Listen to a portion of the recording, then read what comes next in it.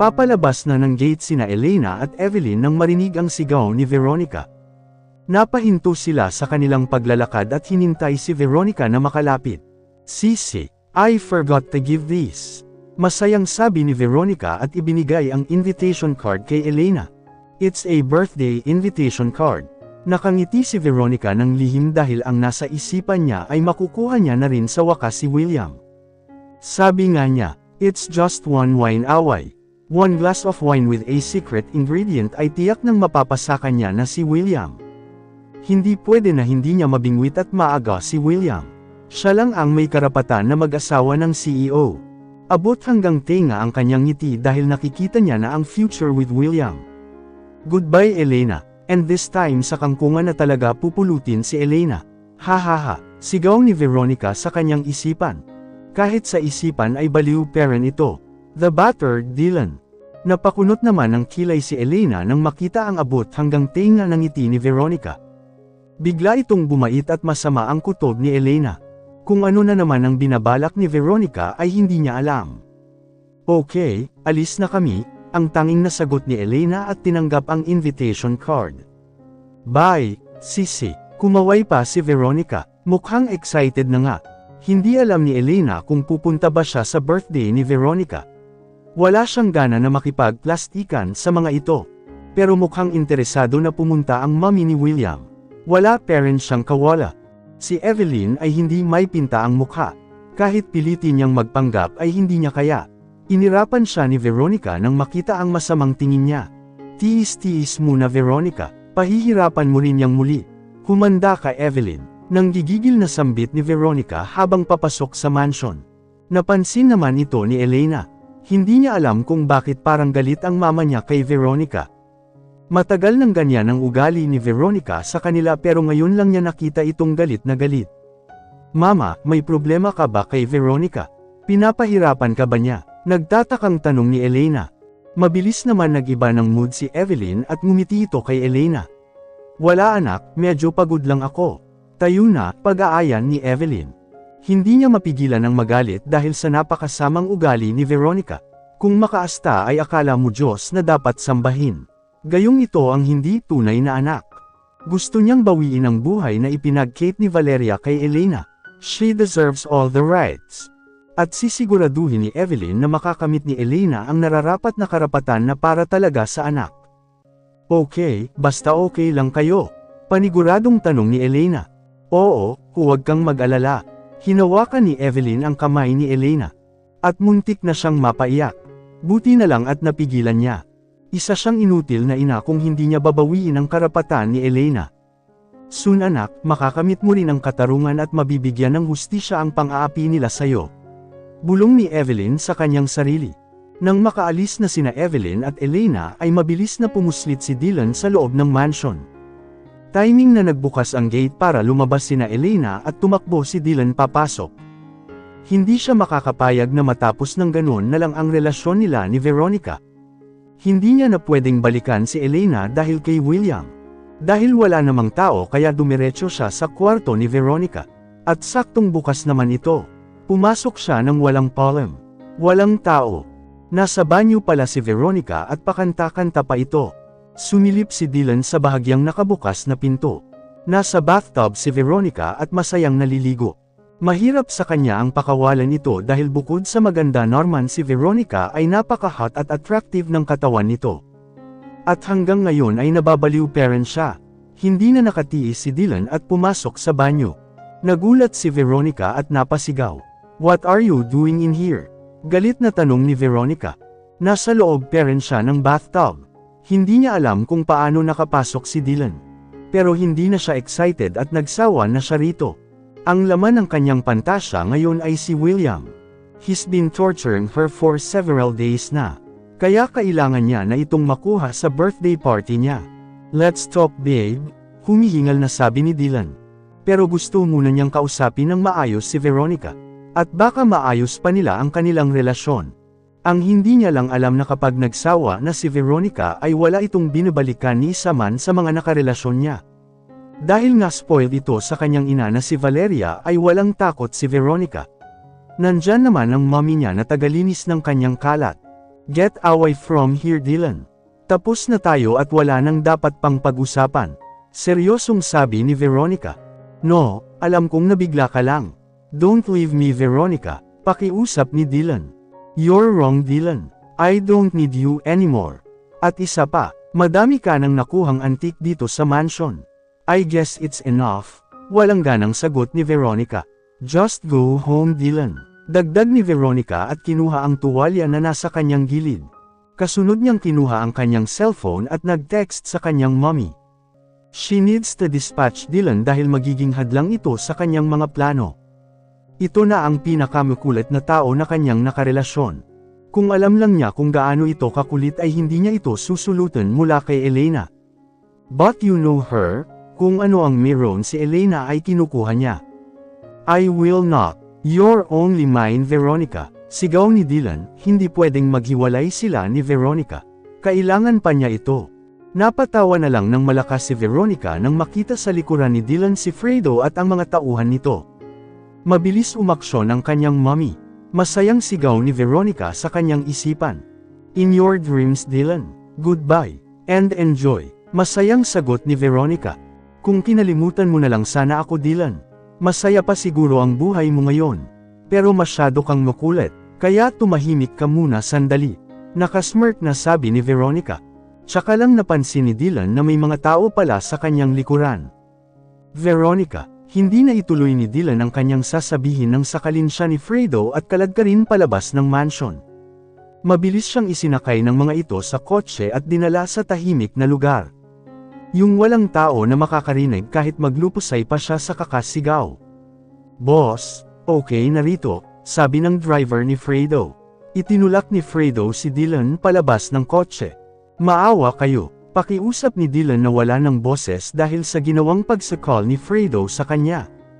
Pero napangisi lang si Fredo at sinipa si Dylan. Nadapa si Dylan at tumama ang kanyang mukha sa lupa. Babangon sana siya ngunit tinapakan ni Fredo ang kanyang ulo. I'm sorry, boy. Trabaho lang, nakangising sagot ni Fredo. Don't worry, hindi ka naman namin papatayin. You just need to sleep in a coma. Kahit mga isang buwan ay sapat na. Paliwanag ni Fredo. Mas mabuti nang malaman ni Dylan ang mangyayari sa kanya. Natakot bigla si Dylan para sa kanyang mga kapatid. Boys, patulugin yan. Utos ni Fredo at mabilis na sinugod ng kanyang tatlong tauhan ang walang laban na si Dylan. Halos hindi na makilala ang mukha ni Dylan sa dami ng mga pasa nito. Pakiramdam niya ay may nabali sa kanyang mga daliri dahil inapakan ito. Lupase at hindi na makabangon si Dylan nang iwanan siya ni Fredo. Gumapang siya papunta sa kalsada upang makahingi ng tulong. Ayaw pa niyang mamatay dahil walang mag-aalaga sa kanyang mga kapatid. Habang gumagapang ay nadama niya ang kanyang cellphone sa bulsa. Pinilit niyang tumiya at kunin ang cellphone. Ang unang bumungad na numero pagkabukas niya ay kay William. Agad na niya itong tinawagan at nagpapasalamat siya na sumagot ito. Dylan. Nagtatakang tanong ni William. Tulungan mo ako, nauutol na sabi ni Dylan. Where are you? Muling tanong ni William, pinilit ni Dylan na sumagot bago siya mawala ng malay. He can't die like this. Hiyaw niya sa kanyang isipan. Bago siya mawala ng ulirat ay isang grupo ng mga kalalakihan ang kanyang nasal ayan. Nagpapasalamat siya at nailigtas pa. Dahil naghihintay si William kay Elena na umuwi ay ang kanyang secretary ang pinapunta niya upang mailigtas si Dylan. Pabor sa kanya ang sitwasyon. Kaya hindi siya nagdalawang isip na tulungan ito. Ngayon ay may utang na loob na si Dylan sa kanya. Nang makauwi sina Elena sa Del Fierro Mansion ay andan si William at nag-aabang sa kanila. Nabasa niya na kanina ang text ni Elena na pauwi na ito pero hindi parent siya mapalagay. Pag-uwi nila ni Beverly galing sa mall ay wala na si Elena. Nag-text naman ito na sa Zamora Mansion maghahapunan pero nabagot si William sa kakahinte kaya tinawagan niya. Wala namang sumasagot. Bigla siyang nag-alala at papunta na sana sa Zamora Mansion nang mag-text si Elena na pauwi na ito at kasama ang kanyang mama. Tumawag si William pero ayaw parent sagutin ni Elena. Nagdududa na si William na sinasadya nito na hindi sagutin ang kanyang tawag. Bakit? Naitanong ni William sa kanyang sarili kanina. Baka may masamang nangyari kay Elena at napaparanoid na siya. Hindi pa rin siya mapanatag kahit nag-text na ang mga hidden bodyguards ni Evelyn na okay naman ang dalawa at nakasunod lang sila sa sinasakyan ng mga ito. Pakiramdam ni William ay lumayo at nawala si Elena ng 1 taon sa kanya nang hindi niya ito makausap buong maghapon.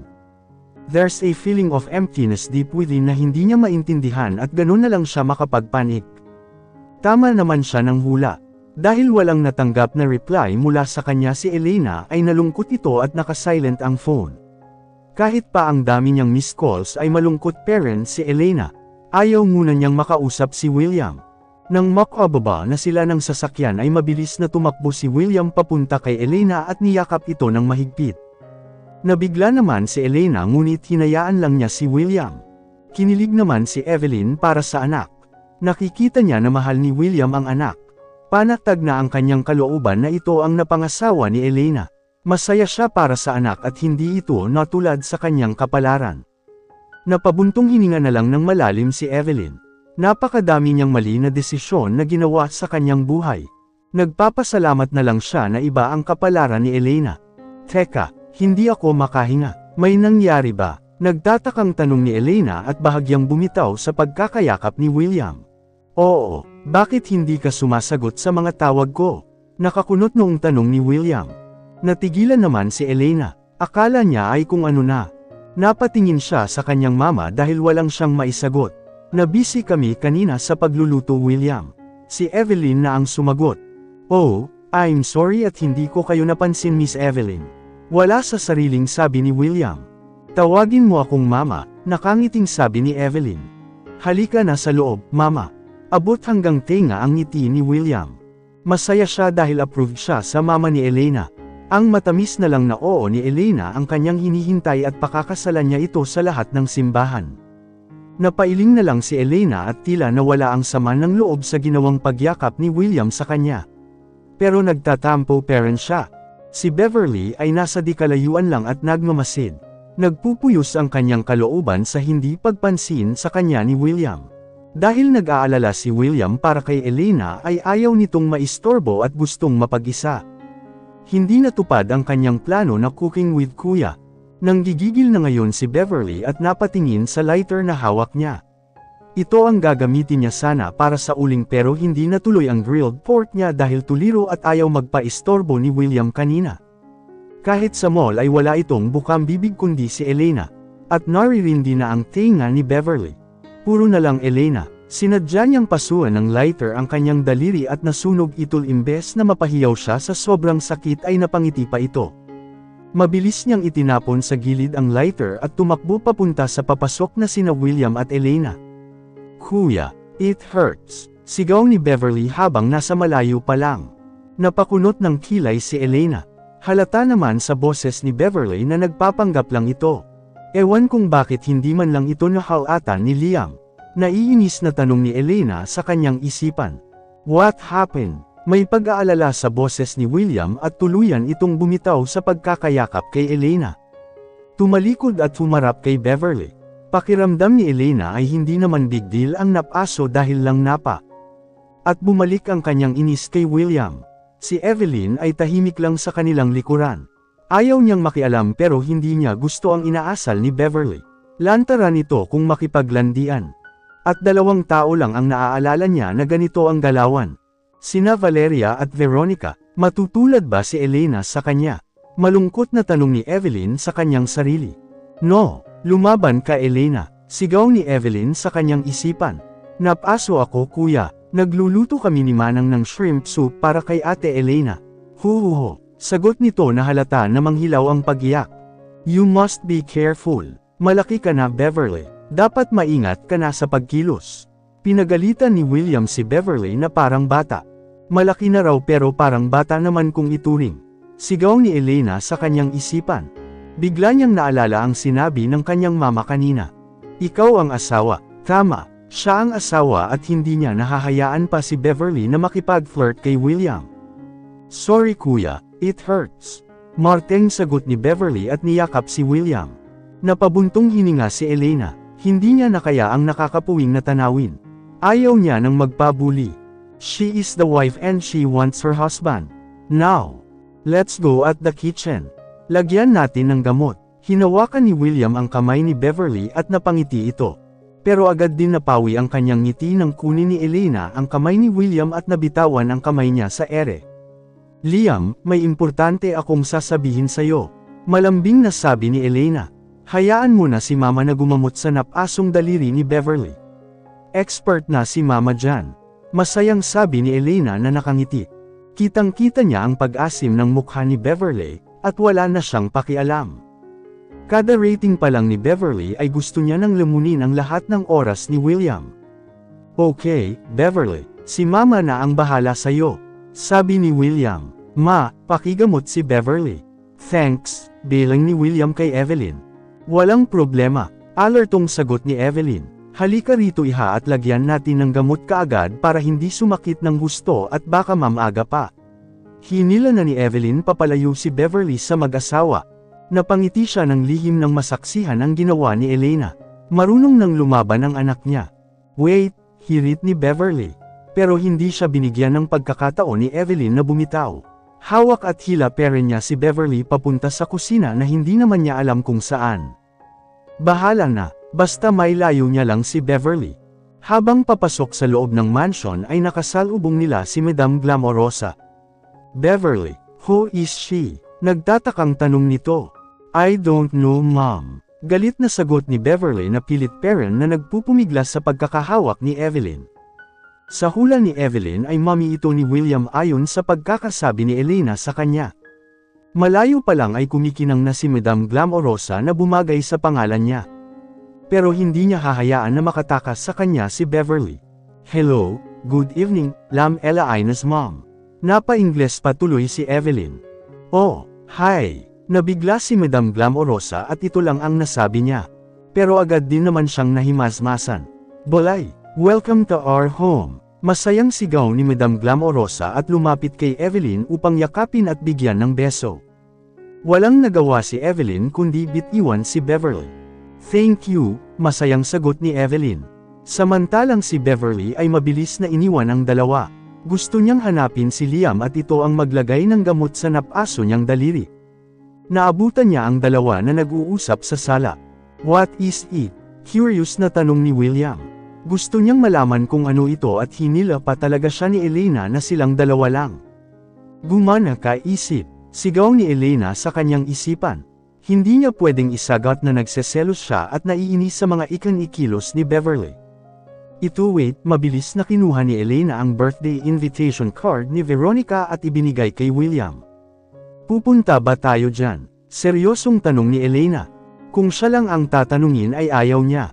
Pero baka gustong pumunta ng mommy ni William at ituloy ang pagbibigay nito ng surprise gift. Gusto mo ba? Ganting tanong ni William. Hindi pero baka pupunta ang mommy mo dahil nasabi niya na magbibigay siya ng gift. Tapat na sagot ni Elena. At ito ang isa sa nagustuhan ni William sa kanya. Diretso ang sagot na totoong galing sa puso. Noong mom, I'm sure na pupunta siya. Napatawa pa si William. Pero agad din naman siyang sumeryoso. Kahit hindi sabihin ni Elena ay alam niya na may pag-aalala sa puso nito. Don't worry Lil, I'm always here for you. Nothing will happen. Seryosong sabi ni William. At isa pa, hindi ka na nila aapihin ngayon, dagdag ni William. Na-touch si Elena at mas lalong gumwapo si William sa kanyang paningin. Pero biglang napawi ang kanyang ngiti nang makita si Beverly sa di kalayuan na kanina pa nagmamasid sa kanila. At may balak na naman itong kunin si William. Papunta na si Beverly sa kanilang kinaroroonan na ang lapad ng ngiti. Pero ayaw ni Elena na bigyan siya ng pagkakataon ngayon. At ito ay dahil sa iyo Liam. Thank you very much. Naiyak na sabi ni Elena at hinila ang mukha ni William papalapit sa kanya. Pagkatapos ay hinalikan si William. Kahit nagulat si William ay gumanti naman siya ng halik. Sino ba naman ang makakahindi sa mahal niyang si Elena? Sakto namang malapit na si Beverly na nabigla sa kanyang nakita. Napatigil siya sa kanyang paglalakad at naikuyom ang kanyang mga kamao dahil sa selos at galit. Damn! Sigaw ni Beverly sa kanyang isipan. Natapos ang mainit na halikan nina Elena at William at niyaya na ni Elena si William sa kanilang kwarto. Hindi niya bibigyan talaga ng pagkakataon ngayon si Beverly. Samahan mo muna ako sa kwarto natin Liam. May kukunin lang ako bago tayo kumain. Pakiusap ni Elena. At naiwan si Beverly na nagpupuyos ang kalooban. Nang mag-dinner na sila ay todo alaga si Elena kay William. Bawat galaw ni Beverly ay inuunahan niya. Napangiti ang daddy ni William na si Ricardo. He's beginning to like his daughter-in-law. Liam, here's your shrimps. Binalatan ko na yan. Nakangiting sabi ni Elena at inilagay sa tabi ni Liam ang mga hipon na kanyang nabalatan. Si Beverly ay parang sisibog na sa sobrang galit. Tahimik lang siya na kumakain. Bawat plano niya ay inuunahan ni Elena. Mas lalong nanggigil sa galit si Beverly sa narinig mula kay Madam Glamorosa. Nako Bolay, ang sweet ng dalawang ito. Baka next year ay magkakaapo na tayo. Excited na sigaw ni Madam Glamorosa. Oo nga Bolay. Mas masaya kapag may maliliit na mga Elena at William na naglalaro dito. Sumang-ayon naman si Evelyn na nahawa sa pagka-hyper ni Madam Glamorosa. I love it, my son, galingan mo at nang makabuo na. Masayang sabi ni Madam Glamorosa. Pinamulahan ng mukha si Elena. Wala pa sa isipan niya ang mga bagay na ito. Lalo pa at hindi naman niya masabi ang salitang oo kay William. Soon mom, nakatawang sagot ni William. Liam, saway ni Elena kay William at napatawa silang lahat dahil pulang-pula na ang pisngi ni Elena. Si Beverly lang ang hindi masaya at nakasimangot ito. It will never happen, sigaw ni Beverly sa kanyang isipan. Ang maglalaro dito ay maliliit na Beverly. Napangisi si Beverly ng lihim. Napaalis niya nga ang mga asungot na babae sa buhay ni William noon. Ngayon pa kaya? Get ready Elena, a strong storm is coming. Tuluyan ang napatawa ng malakas si Beverly at lahat ay napatingin sa kanya na may pagtataka sa ekspresyon ng kanilang mga mukha. Napangiti naman ng hilaw si Beverly at humingi ng paumanhin. Sorry po, may nabasa lang ako na nakakatawa na text, alang-inang sabi ni Beverly, never pa siyang napahiya ng ganito. Ngayon lang, nang dahil kay Elena, hinding-hindi niya ito mapapalampas. Si Elena naman ay sumili ang ngiting tagumpay sa kanyang labi. Kinabukasan ay rooms back si Beverly at hindi sila tinantonan. Sumama pa sa hotel. Pero wagi parent si Elena dahil sa panliligaw ni William. Hindi parent nawawala ang pa-flowers at chocolates nito. Mas lalong nabuweset si Beverly sa nasaksihan. He never treated me this way. Nagpupuyos ang kalooban na sigaw ni Beverly sa kanyang isipan. Talagang kapatid lang ang turing ni William sa kanya kahit emakbang pa niya ito. Napatingin siya sa cam ng kanyang phone. Tiningnan niya ang kanyang mukha na pakiramdam niya ay mas maganda pa siya kay Elena. Ang kanyang katawan ay hindi rin magpapatalo sa paseksihan. Pero bakit hindi man lang magkaroon ng mali siya si William sa kanya? Mula noon hanggang ngayon ay ginagawa niya ang lahat para maakit ito pero wali. Nang mawala si William ay halos mabaliw siya sa kakahanap. Sinuyod niya na ang buong Pilipinas at hindi niya ito nakita. Napagpasyahan niyang doon na muna mag-aral sa Romania dahil mababaliw siya kung hindi niya makita si William. Kapag ayaw nito magpakita ay hindi mo talaga ito makikita. Nang mapanood niya ang balita sa TV at makita si William ay wala siyang oras na sinayang at umuwi kaagad ng Pilipinas. Pero ano ang naabutan niya? May asawa na si William. Ayaw parent ma-digest at tanggapin ang kanyang isipan. Maghihiwalay din sila, kailangan nilang maghiwalay. Ito ang palaging sinasabi niya sa kanyang sarili. Walang lalaki na nararapat sa kanya kundi si William lang. At napunta pa talaga ito sa pangit na si Elena. Ang swerte talaga ng Madam CEO natin kay Sir William. Sana all na lang talaga, kinikilig na sabi ni Sonia sa kanyang kasamahan sa hotel. At naputol ang pagbabalik tanaw ni Beverly. Mas lalo siyang naiinis sa mga pinagsasabi ng mga empleyado sa hotel. Hoy! What are you talking about? Nakasimangot na tanong ni Beverly kay Sonia. Nabigla naman si Sonia at hindi kaagad nakasagot. What the? I'm talking to you. Pinandilatan ni Beverly si Sonia ng mga mata at saka palang nawala ang pagkagulat nito at napalitan ng inis. Mga ganitong customer ang ayaw niya makaharap. I'm sorry ma'am, but what do you mean? Nagtatakang tanong ni Sonia. I mean about that Madam CEO. Galit na sagot ni Beverly. Napatingin si Sonia kay Elena at William na masayang nag-uusap sa di kalayuan. Oh, you mean the wife of our CEO? Madam CEO ang gustong itawag ni Sir William sa kanya. Paliwanag ni Sonia. Mas lalo lang siyang nanggalaiti sa galit. Madam CEO, siya dapat yun at hindi si Elena. Is there anything you want, ma'am? Magalang na tanong ni Sonia. Kahit galit siya ay nasa trabaho parent siya at kailangan pakitunguhan. Nang mabuti kahit may mga tupak pa na mga customer. Nothing, leave me alone.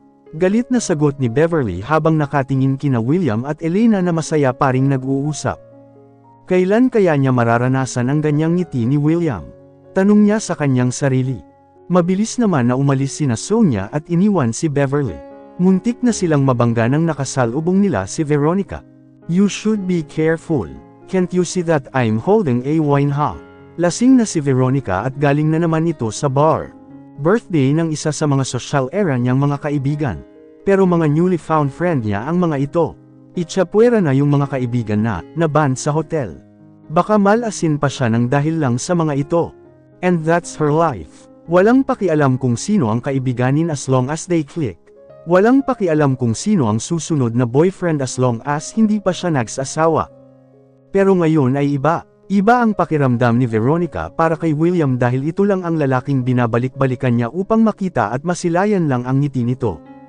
Halos araw-araw siya sa hotel at hindi nakakaligtaan na silipin si William sa office nito.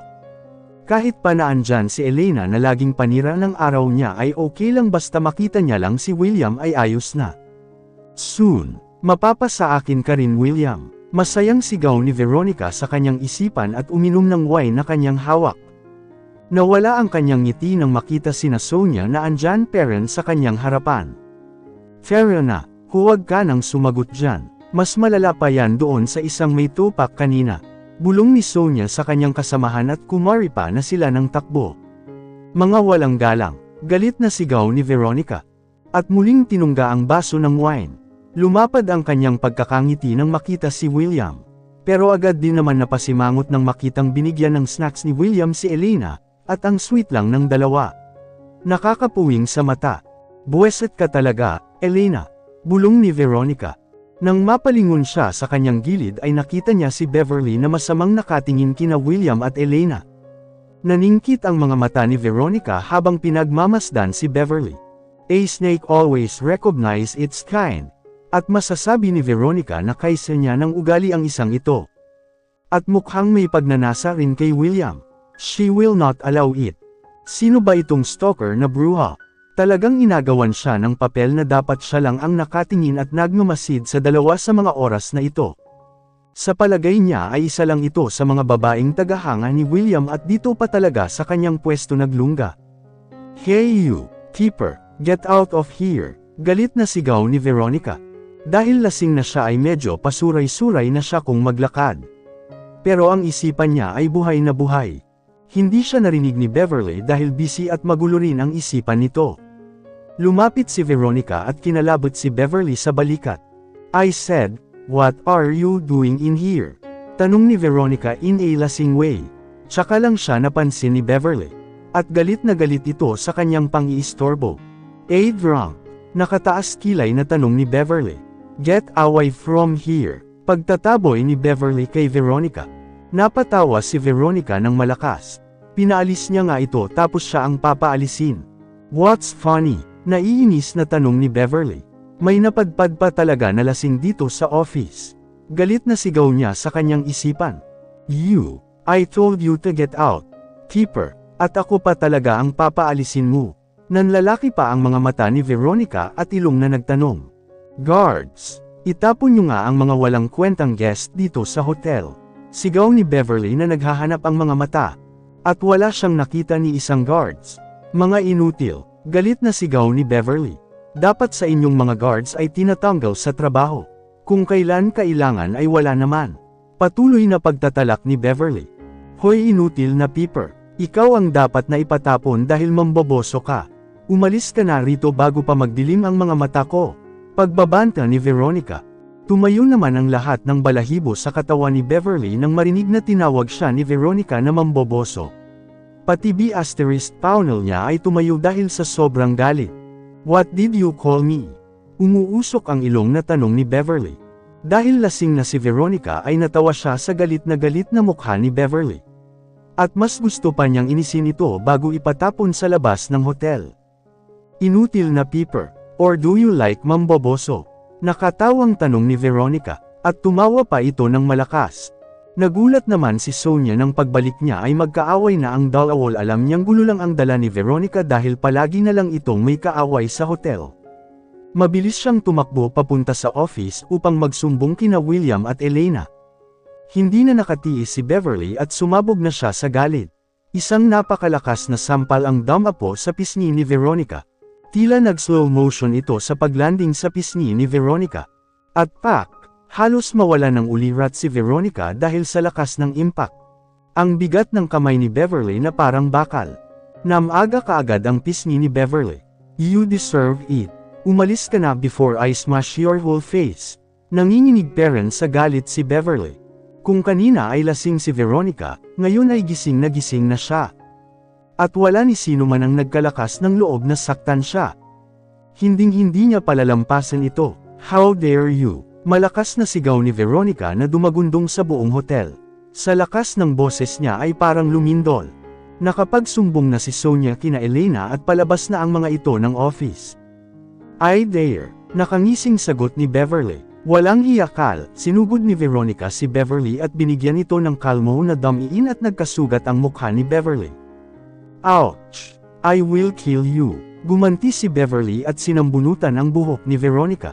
Hindi rin naman nagpatalo si Veronica at sinambunutan din si Beverly. Kalmo dito, kalmo doon. At walang humpay na sabunutan ang naabutan nina Elena at William.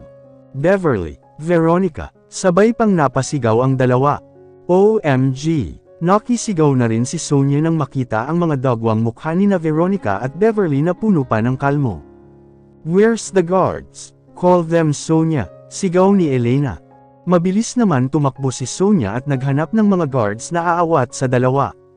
Stop it, Beverly! Galit na sigaw ni William, natigilan naman si Beverly nang marinig ang boses ni William. Paano ba niya haharapin ito sa ganoong ayos? Si Veronica ay napahinto rin ng sambunot nang makita si William. Ang pangit niya sa hitsura niya ngayon. Oh my God! My hair! Sigaw ni Veronica sa kanyang isipan. Anong nangyari rito, Veronica? Tanong ni Elena.